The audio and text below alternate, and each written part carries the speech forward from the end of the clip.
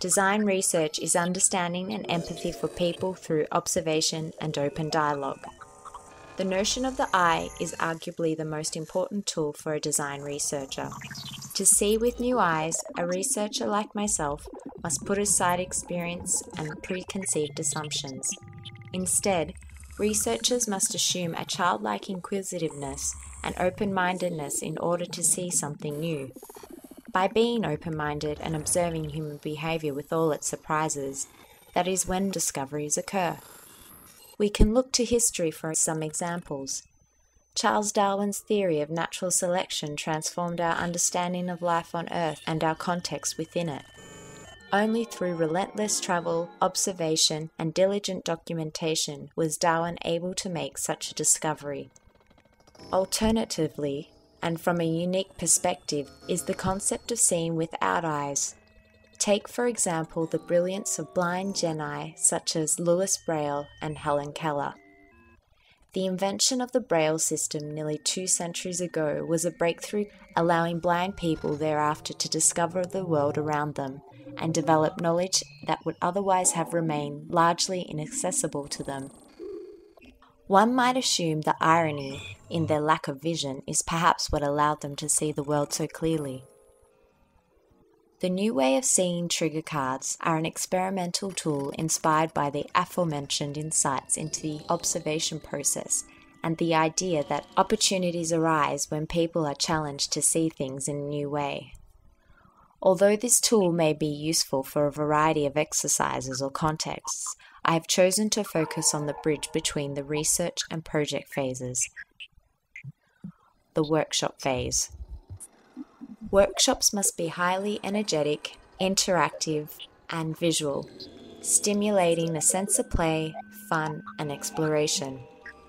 Workshops are particularly important because they are usually the single opportunity for researchers to transfer their findings to the project team's key stakeholders.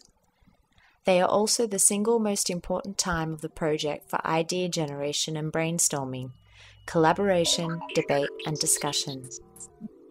Similarly, workshops often pose significant challenges for the facilitator. First and foremost is in getting all participants actively engaged as quickly as possible to ensure the quality of the workshop outcomes. This is where the new ways of seeing cards play an important role in triggering participants to see with new eyes. The primary goal is to challenge the way people see and to spontaneously provoke dialogue, inspiration, and unexpected ideas.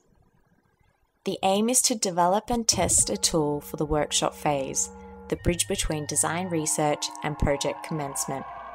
The tool should help professionals expand the way they see things in order to generate new ideas and unique insights. The experiment. The experiment is composed of 2 phases. The first phase is the generation of the new ways of seeing trigger cards, whilst the second phase endeavoured to test their fidelity in stimulating conversation and innovation in a design workshop context. A completely different set of participants were used in each phase. Phase 1. Generating the new ways of seeing trigger cards. A wide variety of people participated in the creation of this tool. Students, mothers, fathers, designers, artists, business professionals, medical practitioners and scientists, educators and children contributed. Their task was to generate and submit an image by any means desired, with the aim of seeing with new eyes. Participants would also ask to submit a word that best describes the image. They were also encouraged to be open to spontaneity and allow for unpredictability. Why get various people from different backgrounds and different cultures to participate?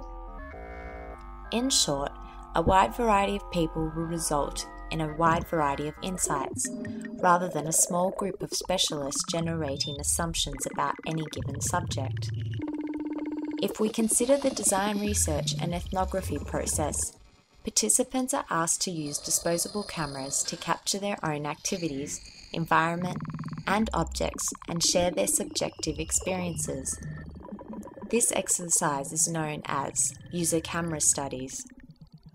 This exercise opens doors into the lives of people, revealing new insights and giving the researcher a unique outlook through someone else's eyes. Observing and identifying user behaviors and habits firsthand allows researchers the opportunity to discover innovative solutions to real issues. For this phase of the experiment, to ensure minimal influence on the outcomes, I abandoned control of the tools or methods that the participants used. This allowed them a large degree of freedom of expression. However, I felt it necessary to ask for an accompanying word. Why ask for a word? A variety of words can conjure up a dialogue and discussion. Words like images can be interpreted differently. When reflecting on a classic story, people will often remark that a movie is never as good as a book. One major reason for this is that every word our mind absorbs leaves room for the imagination to explore and interpret the story in a very personal manner. So what are trigger cards? Trigger cards, as the name suggests, aim to trigger or kickstart a workshop by challenging the way people see and provoke spontaneous dialogue, inspiration, and possibilities. They are a series of cards generated through unpredictable outcomes collated by various individuals on their interpretation of the notion of new ways of seeing. Trigger cards can be sorted randomly, browsed, searched, spread out, recombined, recontextualized as a tool for brainstorming and ideation. Like a deck of cards, each dealt hand is unpredictable and provides a different outcome each time. Phase 2. Testing the trigger cards in a design workshop. Recently, I tested the trigger cards in a design workshop. The half-day workshop began with designers randomly picking approximately 10 to 15 trigger cards. Some designers immediately started sketching ideas. Some engaged in discussion about the visuals and how they could be used. The main goal of the exercise was to generate new ideas and concept directions by seeing differently, with minimal input or influence on my behalf. The designers cultivated the process to grow, morph, adapt, and change depending on the dialogue and discoveries. After a 3-hour period of sketching, ideation, and debate, the designers were asked to lay out their work and give feedback on their impression of the trigger cards.